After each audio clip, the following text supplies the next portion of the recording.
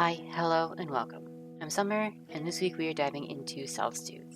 You've likely done this already, but we just want to make sure that we're doing it more mindfully and a little more effectively. The fundamental thing behind self-soothe is using your five senses to reduce your emotional state. I find it beneficial to switch between senses rather than relying on just one or two. I do it so that effectiveness is high for more options. So one day I might listen to music, another I might make myself some tasty tea. But let's get further into the details. Our five senses are sight, sound, smell, taste, and touch, and we can do different things for them. I would recommend a list of things that have worked in the past and keeping that as a record, just for your own sake. But don't be afraid to mix it up a little as well. Sight. Basically anything that you see that pleases you, like watching YouTube videos, movies, bird watching, maybe reading. I typically use YouTube or look out at nature. For sound, anything you can hear. This can be audiobooks, music, the tinkling of rain on the windows, hearing your pet play with their toys, listening to a cat purr.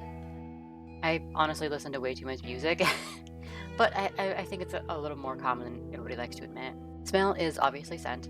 These can come from a lot of different places, including cooking, candles, incense, the smell of a loved one or a pet, or even fresh air in nature. Taste, realistically, it's all just food and food-based things, like having a nice meal, going out to eat, using different textures, like having crunchy food versus soft foods, drinking a nice cup of tea, relaxing with a bit of wine in moderation. But anything that you can basically taste and you enjoy can be of assistance there. Touch, or anything you can feel.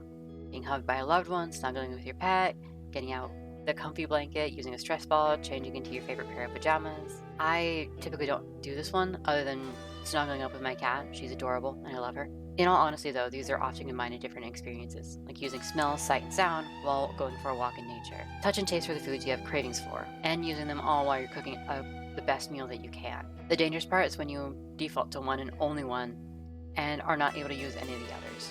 Like listening to music as your only source can lead to problems at your job. Some places don't allow for headphones or music at all. So in situations like that, I like to look around and see the other people that are around me, my coworkers, even customers, and see how appreciative they are for me and my help, which might not be good, but it's certainly good enough for the moment. And then I go on my break and listen to loud music. I'd recommend writing a whole list of things down that are soothing for you and have it stashed away for when you need it. I've got several documents like that when I'm stressed, and I've defaulted to going, okay, what can I do now? What can I do now? What can I do now? And as you use them, you won't need them as much. That is the goal after all. But there's no harm in needing some help from your past self for the meantime. Thank you all so much for watching. If you have any questions or concerns, please leave them in the comments. And if you liked, please leave a like.